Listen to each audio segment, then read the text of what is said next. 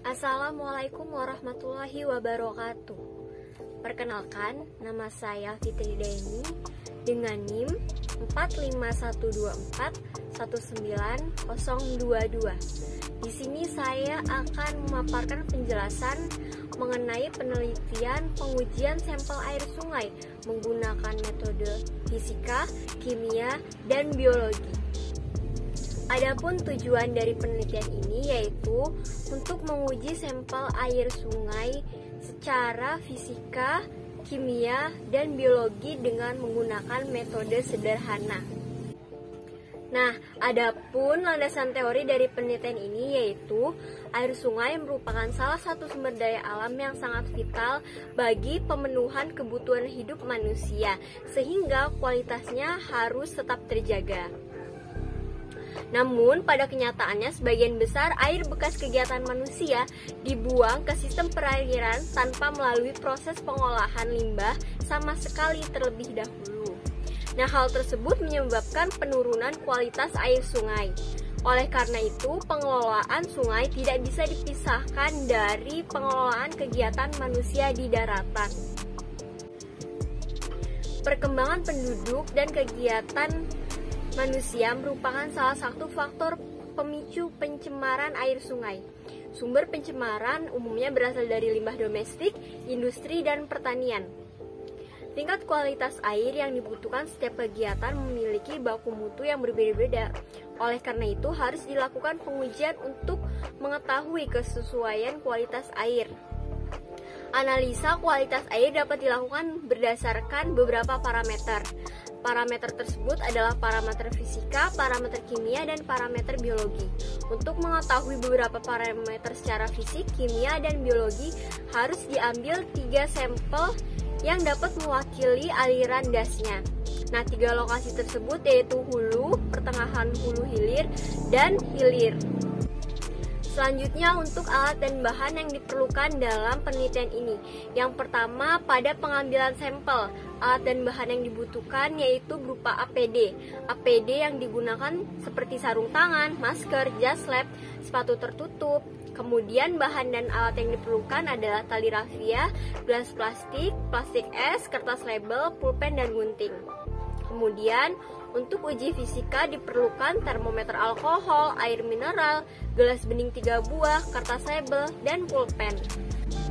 Kemudian untuk uji kimia, peralatan dan bahan yang diperlukan berupa teh celup, 2 paku, gelas bening 6 buah, kabel 50 cm, tang potong, baterai, kertas label, dan pulpen.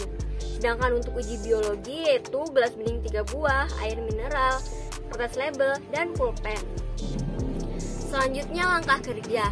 Langkah pertama yaitu pengambilan sampel. Untuk pengambilan sampel, sebelum mengambil sampel, pastikan menggunakan APD lengkap. Kemudian buat alat sederhana pengambil sampel dengan menggunakan gelas plastik yang dikaitkan dengan tali rafia.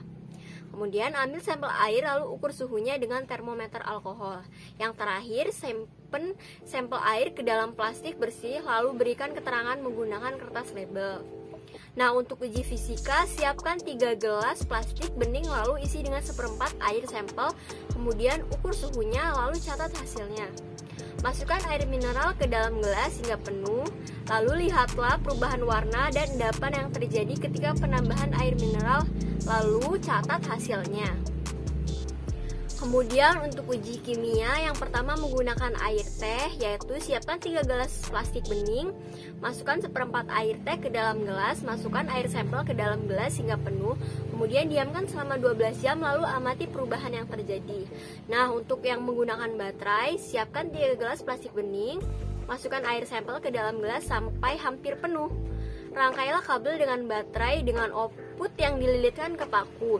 Masukkan paku ke dalam gelas sampel, tunggu sampai 1 jam, lalu amati ujung paku apakah ada pasir yang menempel atau tidak. Setelah itu catat hasilnya. Sedangkan untuk uji biologi yaitu siapkan plastik transparan, kemudian isi sampel air, diamkan selama 5 hari dan amati perubahan yang terjadi, lalu catat hasilnya. Selanjutnya untuk hasil. Nah, ada 3 gambar yang menjelaskan bahwa telah dilakukan pengambilan sampel di 3 titik, yaitu yang pertama hulu, yang kedua tengah hulu hilir, dan yang ketiga daerah hilir. Kemudian hasil untuk uji fisika. Dari gambar tersebut sudah diketahui bahwa hasilnya sebagai berikut. Yang pertama, sampel 1 suhu awal 20 derajat Celcius, suhu akhir 31 derajat Celcius untuk kekeruhannya sedang. Kemudian sampel 2 suhu awal 28 derajat Celcius, suhu akhir 31 derajat Celcius untuk kekeruhannya lumayan keruh. Nah, yang terakhir sampel 3 suhu awal 30 derajat Celcius, suhu akhir 30 derajat Celcius, kekeruhannya sangat keruh. Kemudian untuk hasil uji kimia. Yang pertama, uji kimia yang dilakukan menggunakan penambahan air teh. Sampel 1 kekeruhannya sedang, ada endapan. Sampel 2 lumayan keruh, ada endapan. Sampel 3 sangat keruh dan banyak endapan. Kemudian untuk uji baterai, ketiga, paku yang dimasukkan ke dalam sampel itu tidak mengandung gumpalan atau pasir. Selanjutnya uji biologi. Hasil menunjukkan bahwa setiap sampel terdapat endapan lumpur.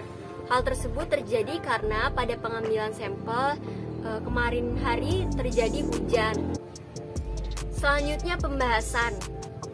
Standar baku air merupakan parameter yang digunakan untuk mengetahui kualitas air. Dengan standar baku mutu, maka dapat diketahui peruntukan air tersebut, apakah dapat digunakan sebagai air minum, air domestik, atau air untuk pertanian. Nah, untuk mengetahui standar baku mutu air, dapat dilakukan uji fisika, uji kimia, atau uji biologi yang sudah dilakukan pada tahapan sebelumnya.